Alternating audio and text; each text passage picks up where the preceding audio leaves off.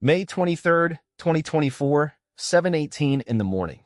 A security guard at the Piedmont Plaza parking garage in Atlanta makes his rounds on level 3. His name is Curtis Webb, 6 years on this shift, seen everything from sleeping vagrants to couples fighting in cars. But when he approaches a silver Dodge Charger parked in space 314, something feels off. The engine is off, but the driver's side window is halfway down. Curtis walks closer and looks inside. A man is slumped over the steering wheel, head tilted, one arm hanging toward the floor. Curtis taps on the window. No response. He taps harder, calls out. Nothing. At 7:22 a.m., he radios for backup. Building security calls 911. Paramedics arrive at 7:31. They open the door and check for a pulse. Nothing. The man's skin is cold. Rigor mortis has begun. They know he's been dead for hours. He's dressed in gray joggers, a black fitted t-shirt, expensive sneakers. On the passenger seat sits a gym bag, a half-full protein shaker, and a phone. On the floor, an empty prescription bottle, label half peeled away. At 7:45 a.m., 2 patrol officers arrive. They secure the scene. No blood, no trauma, no struggle. The doors were locked from inside, window half open. At 8:10 a.m., the medical examiner arrives. Dr. Elaine Foster, 20 years in the job. No visible injuries. Possible overdose. She bags the prescription bottle and protein shaker, takes the man's temperature, and estimates time of death between 10 p.m. and midnight. His wallet is in the console. The ID reads, Jordan Ellis Carter, 284782, Maple Ridge Drive, Buckhead. At 8:35 a.m., Detective Michael Torres gets the call. A suspected overdose, but something feels wrong. He arrives at 9:05 a.m.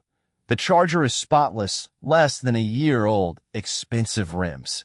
He notes the gym bag, the shaker, the empty bottle. Vehicle registration shows Jordan Carter as owner, but the financing is under another name, Simone Yvette Lancaster, 43, same address. At 9:40, an officer calls the residence. A woman answers. Yes, she knows Jordan. He's her boyfriend. When told he's dead, silence follows for 8 seconds, then her voice trembles. What happened? The officer explains they're still investigating and asks her to come to the station. She agrees. At 10:50 a.m., Simone Yvette Lancaster walks into Atlanta Police Headquarters. Cream blouse, black slacks, eyes red, but face composed. Detective Torres escorts her to an interview room, offers water and tissues. The interview begins at 11:02. She says she met Jordan in January at a charity event. He moved in with her in February. She bought him the car in March. The last time she saw him was the night before, around 9:30. He said he was going to the gym. He seemed fine. When Torres asks about medication, she hesitates. He was healthy. Very healthy, actually. He donated his kidney to me 2 weeks ago. Torres looks up. I'm sorry, what? Simone explains she had kidney disease, was on dialysis for 2 years. Jordan offered to donate. The surgery was on May 8th. They both recovered. Torres processes this, 28-year-old man, healthy, donor, dead 2 weeks later. He calls for a full autopsy and toxicology. Jordan Ellis Carter was born August 1995 in East Point, Georgia. Raised by his mother Denise and younger brother Travis after their father left when Jordan was 7. Denise worked 2 jobs, call center by day, cleaning offices by night. Jordan was athletic, a running back at McNair High. College scouts noticed. He earned a scholarship to Georgia State, played 4 years, good, but not great. He graduated in 2017 with a degree in sports management, but the NFL never called. He moved back home, worked odd jobs, sporting goods store, gym trainer, event staff. By 2020, at 25, he was drowning in debt, car payments, credit cards, and $34,000 in loans. He picked up catering and bartending gigs to stay afloat. In 2021, he dated Monique Stevens for 8 months. She later told police he was charming but unreliable, borrowed money, disappeared for days, got defensive when questioned. She broke it off in March 2022. By 2023, he was working events, staffing full-time at galas and fundraisers around Atlanta. He blended easily among wealthy guests, always smiling, always hustling. January 2024. Jordan worked a charity gala at the St. Regis Hotel, a fundraiser for kidney disease research. 400 guests, black tie. Jordan was assigned to the main ballroom bar. That's where he met Simone. Simone Yvette Lancaster was born October 1980 in Columbia, South Carolina. Her father a mechanic, her mother a schoolteacher. Ambitious, disciplined, the youngest of three. She graduated from Spelman College in 2002 with a business degree, moved to Atlanta, joined a logistics firm, climbed to director of operations over 10 years. In 2015, she met Gregory Lancaster, 12 years older, owner of an import company dealing in luxury West African goods. They married in 2016. Together, they expanded the business. In 2019, Gregory died suddenly of an aneurysm at 55. Simone, then 38, inherited the company, the house in Buckhead, and a $2.3 million estate. She kept the business thriving, but by 2021, her health began failing. Fatigue, swelling, nausea. By March 2022, she was diagnosed with chronic kidney disease, stage 4. Within 6 months, she was on dialysis 3 times a week. It kept her alive, but drained her strength and her company's progress. Friends supported her, especially her sister Rhonda, but Simone felt her world shrinking. By December 2023, after 16 months on dialysis, doctors warned she might not survive another year without a transplant. The wait list was 3 to 5 years. She had no donors. She was running out of time. January 2024. Rhonda convinced her to attend the kidney research gala she'd supported for years. Simone arrived at 7:15 p.m. in a black gown, diamond earrings, exhausted but trying. Around 8:30, she approached the bar. Jordan greeted her, tall, athletic, polite. "That's a beautiful dress," he said. Simone smiled, thanked him. They talked briefly. She mentioned her illness. "I'm sorry," he said sincerely. Most people didn't know what to say. Later, as the event wound down, Jordan approached again, offered her champagne on the house. They talked for 20 minutes. He listened. She relaxed. When the event ended, he walked her to valet and asked for her number. She hesitated, then gave it. 3 days later, January 18th, Jordan texted, "Hope you're doing well. Coffee sometime?" They met January 21st at a Midtown cafe. Conversation was easy. Jordan talked about football and uncertain dreams. Simone spoke of business, Gregory, and loneliness. By their third date, January 30th, they were seeing each other several times a week. On Valentine's Day, Jordan cooked dinner at her home. She told him how afraid she was of dying. He took her hand. "You'll be okay. I can feel it." By February 20th, he suggested moving in. "I'm here all the time anyway. I can help you." He moved in February 24th. He cooked, cleaned, drove her to dialysis. 2 weeks later, Simone paid off his $34,000 debt. Jordan protested, but she insisted. On March 15th, she bought him a new Dodge Charger. She said it was practical.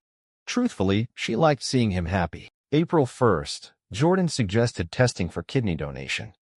"What if I'm a match?" Simone tried to stop him. "You don't have to."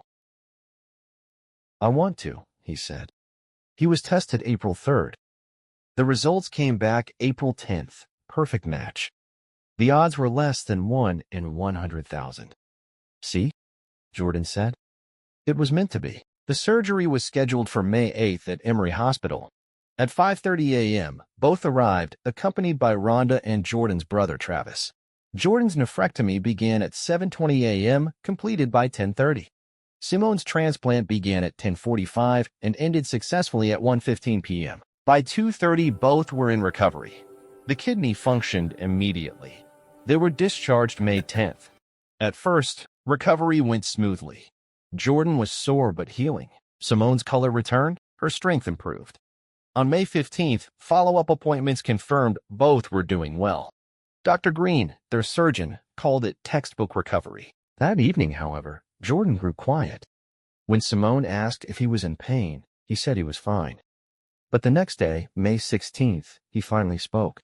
"I've been thinking about everything I gave up. What if something happens to my other kidney? I need security." "How much?" Simone asked. $250,000 for saving your life. "Jordan, I've given you over $120,000 in 4 months. "Not enough," he said. "You're worth millions." She reminded him he volunteered. You let me, he snapped. Now you owe me. He left the room, slamming the door. Simone sat on the couch, stunned, realizing she might not know him at all. May 17th, 2024. Jordan barely spoke to Simone. He stayed in the guest room, scrolling on his phone for hours. Twice she tried to talk to him, and both times he brushed her off. On May 18th, Rhonda stopped by and immediately noticed the tension. What's going on? Simone told her about the argument, the demand for money, the sudden change. Rhonda's face hardened. I told you something was off about him. You need to end this. He gave me his kidney, Simone said quietly. I can't just throw him out. Yes, you can, Rhonda replied. He made his choice. You don't owe him your peace. When Rhonda left, Simone sat alone at her desk. She opened her laptop and searched his name. The results made her stomach turn. A Reddit thread from 2022 described a man who moved in quickly, borrowed money, and turned manipulative. The description fit Jordan exactly. Another link led to a Facebook post from Monique Stevens, finally free from a toxic relationship. Trust your gut, ladies. The dates lined up. Simone's hand shook as she scrolled. May 19th. She confronted him. Jordan denied everything, called it lies from bitter exes. But his eyes gave him away, cold, calculating. On May 20th, he changed tactics. He apologized, said the surgery had messed with his emotions. I love you, he told her. I just want us to be secure. Simone wanted to believe him, but she didn't. On May 21st, Jordan left the house around noon to meet his brother. Simone took the chance to search the guest room. His laptop wasn't locked. She opened it and began reading. In his messages, she found proof of everything. A text to his friend Darnell from April 7th read, She's worth over $2 million, bro. 1 kidney for a lifetime of security. Do the math. Another from May 2nd. Once it's done, she can't take it back. I own her. And one from May 16th. She's acting like she don't owe me. Gonna bleed her dry, then bounce. Simone stared at the screen, shaking. He hadn't loved her. He'd targeted her. Every kind word, every gesture, every promise, it had all been a setup. At 4:30 p.m., Jordan came home. Simone was waiting in the kitchen. He noticed her expression. What? He asked. We're done, she said. I want you out. He laughed. You're joking. I know what you did. I saw your messages. Pack your things and go. His face changed instantly. You went through my laptop? Get out, she said firmly. You don't get to throw me away after what I gave you, he shouted. That kidney is mine. It's in your body, but it's mine. Simone felt the first wave of fear. Leave, Jordan. He glared at her, then walked to the guest room, throwing things into a bag. 20 minutes later, he walked past her without a word, slammed the door, and drove away. Simone locked the door and called Rhonda. It's done. He's gone. Are you okay? Rhonda asked. Simone didn't answer. The next morning, May 22nd, Simone woke to 17 missed texts from Jordan. The first few were apologetic. The rest turned angry, then threatening. The last message, at 3:47 a.m., read, You're gonna regret this. She blocked his number. At 9:30 a.m., Rhonda came over. Simone showed her the texts and told her about the laptop messages. You need to call the police, Rhonda said. And tell them what? That my ex is texting me? Simone replied. Rhonda stayed until noon, made her promise to call if Jordan returned. At 3 p.m., Simone's phone rang, unknown number. She hesitated, then answered. We need to talk, Jordan said. Face to face. There's nothing to talk about. Please, I just want closure. I'll come by tonight. Then I'll leave you alone. She hesitated. 8 o'clock, she said finally. Just to talk. At 7:52 p.m., Jordan parked his Charger in her driveway. Simone opened the door before he could knock. He looked exhausted. Can I come in? She stepped aside. He sat on the couch. She stayed standing. You said you wanted to talk, she said. So talk. He stared at his hands. I messed up. I got greedy. But when I offered to donate my kidney, that was real. I did love you. Did? Simone asked quietly. Past tense? Don't twist my words. You planned this from the start. His expression hardened. So what if I did? You're alive, aren't you? I gave you life. That's worth more than money. Then why are you here? Simone asked. Because you owe me, he said. I don't owe you anything. Yes, you do. I gave you part of me. You need to leave. Not until we settle this. There's nothing to settle, she said, opening the front door. Get out. He didn't move. You don't get to take everything and give me nothing, he shouted. She reached for her phone. He grabbed her wrist. Don't. What are you doing? She asked, voice shaking. His face twisted. What you made me do, he said. Then he lunged. Hours later, his car was found at Piedmont Plaza. The toxicology report revealed 4.2 milligrams of fentanyl in his system, enough to kill 3 people. The protein shake found beside him tested positive for the drug. The empty prescription bottle had been wiped clean. On May 26th, Detective Torres returned to Simone's home with a search warrant. In her browser history, he found searches from May 19th. Fentanyl lethal dose. How long does fentanyl take to work? Untraceable poisons.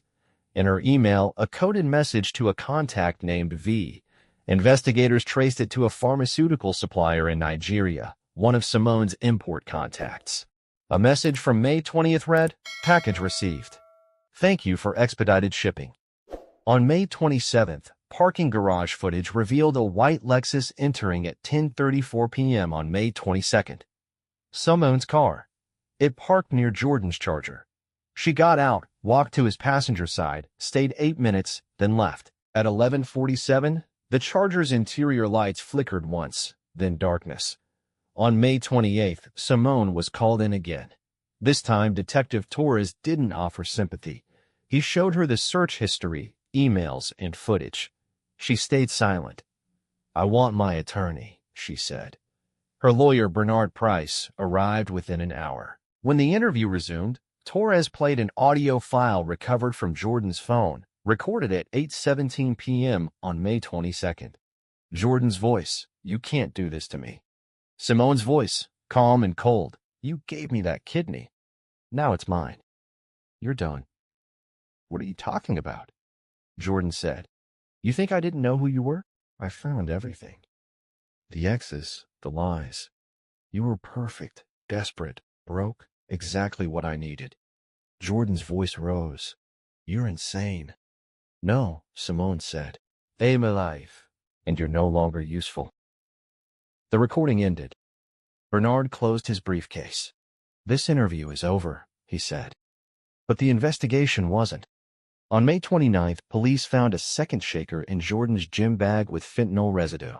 Simone had given him the spiked shake before he left her house, pretending it was a peace offering. He drank it in his car, and by the time the drug took effect, he couldn't move or call for help.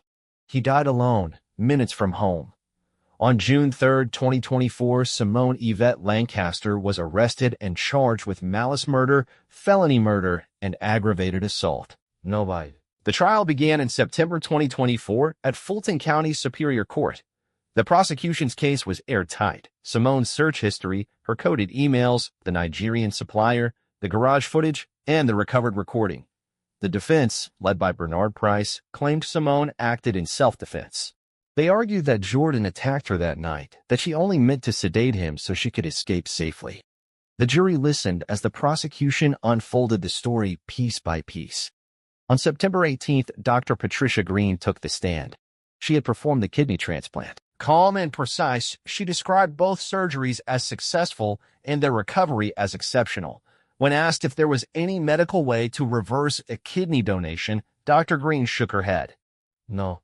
Once transplanted and functioning, it cannot be removed without killing the recipient. The kidney belongs to them. The courtroom was silent. The prosecutor's voice cut through. So if someone regretted donating, there would be no way to take it back? None, she confirmed. The next week, Darnell was called to testify. He verified the text messages, those plans Jordan had made before and after the surgery. He said he'd get money out of her, maybe move on when he got enough, Darnell said quietly. Did he ever threaten her physically? No. Did he ever say he would hurt her? Never. Just wanted her money. The courtroom murmured. The prosecution leaned in. So his plan was exploitation, not violence? Yes, Darnell admitted. The point was clear. Jordan might have been manipulative, but he wasn't dangerous. On October 2nd, Simone took the stand. Dressed in a dark suit, hair tied neatly, she appeared calm. Her voice never shook. Jordan attacked me, she said. He was angry, violent. I feared for my life. The prosecutor began the cross-examination. Ms. Lancaster, you purchased fentanyl 3 days before Jordan died, correct? I purchased pain medication, Simone said. For recovery. From a supplier in Nigeria? Through a business contact. You searched fentanyl lethal dose, and how long does fentanyl take to work on May 19th? Why? I was researching medication reactions. You told Jordan on a recorded conversation that he was no longer useful. What did you mean? That was taken out of context. You entered the parking garage at 10:34 p.m. and left 8 minutes later. Why? To talk to him. To make peace. With a protein shake laced with fentanyl? I didn't know it was contaminated. The prosecutor stepped closer. Ms. Lancaster, you researched lethal doses. You contacted a supplier, and you brought that drink to the man who had once saved your life. Then you left him there to die. Simone's expression shifted, calm cracking into defiance. He didn't save my life, she said. He saved me. I found him, studied him, chose him. He was desperate and easy to manipulate. He gave me what I needed, and when he became a problem, I handled it. Gasps filled the courtroom. Her lawyer froze, but it was too late.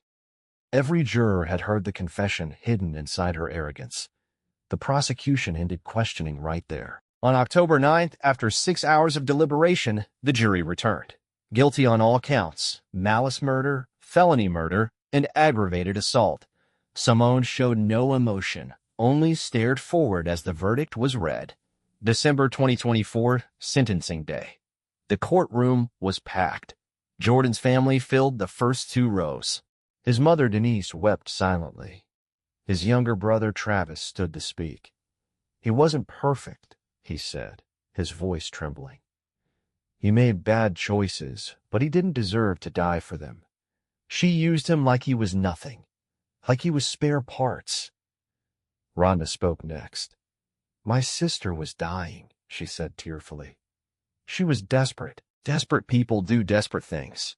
I'm not excusing her, but I understand how fear changes a person.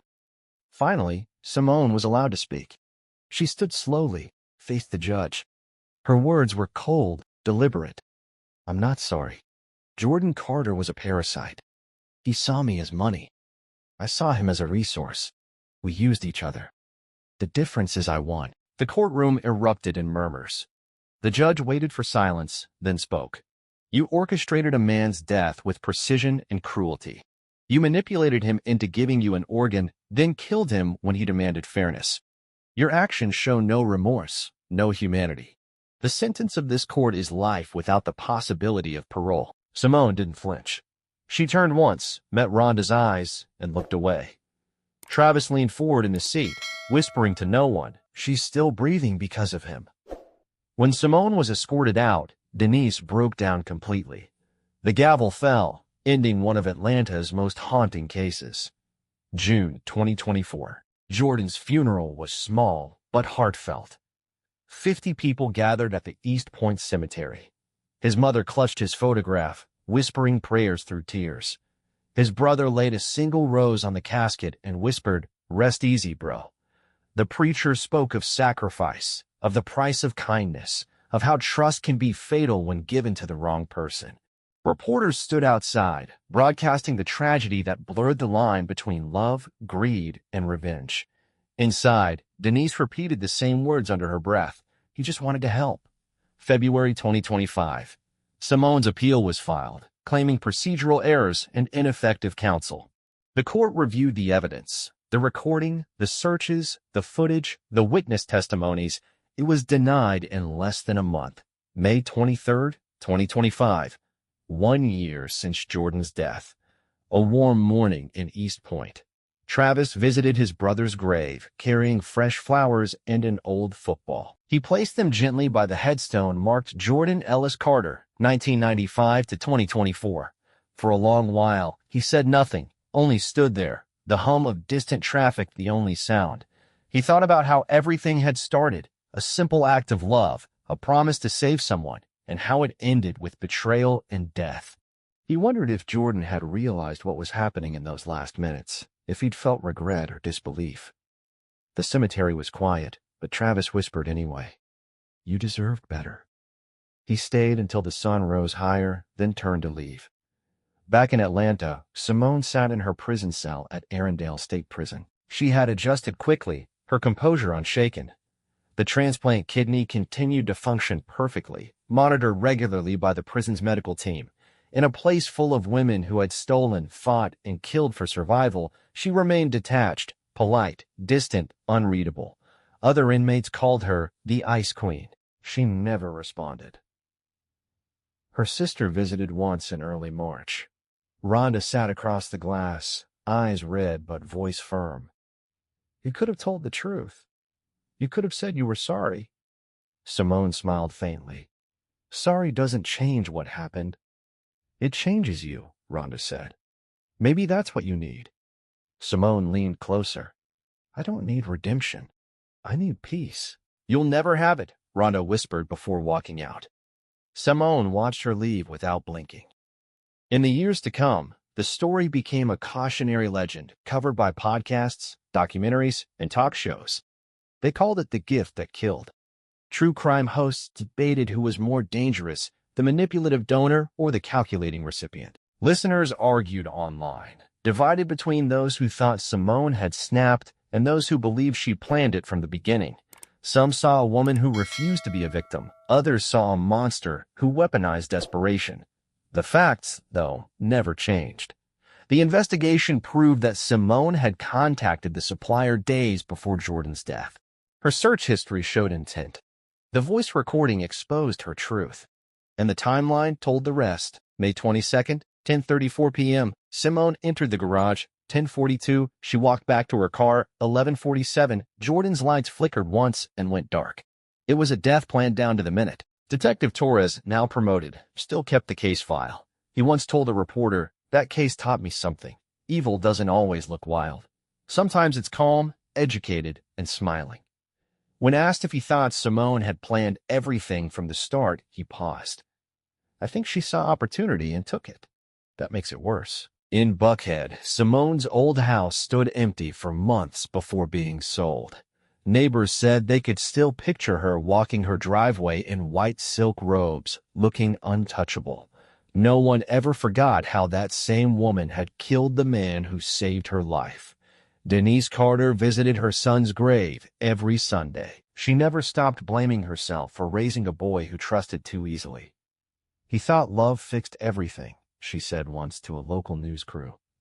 "He didn't know some people only understand power." Travis, quieter now, stayed out of the spotlight. He worked nights, rarely spoke of the case, but kept Jordan's charger keys on his nightstand. Sometimes, late at night, he'd start the engine just to hear it hum, one last connection to his brother. Inside the prison, Simone wrote letters to no one, pages of reflections that were never mailed. Guards found them during inspections, neat handwriting, cold observations. One line read, "He gave me life, but I made sure it belonged to me." Another, "Morality is for those who can afford to lose." The words disturbed even seasoned officers. In interviews, the prosecutor later said Simone Lancaster wasn't insane. She was logical to the end. She saw death as a transaction. The prison doctor who monitored her transplant said the kidney remained perfectly functional, a living piece of the man she killed still keeping her alive. It was poetic justice, some said, unbearable irony, others argued. May 23, 2025, 7:18 a.m. Exactly 1 year after the discovery of Jordan's body, the the same hour Curtis Webb had found him. The world outside went on as usual. Traffic moved. People hurried to work. But for those who remembered, the date carried weight. A story that began with a gift ended with a lifetime sentence. The woman who received everything learned that some debts can't be repaid. The man who gave too much learned too late that love without boundaries can destroy.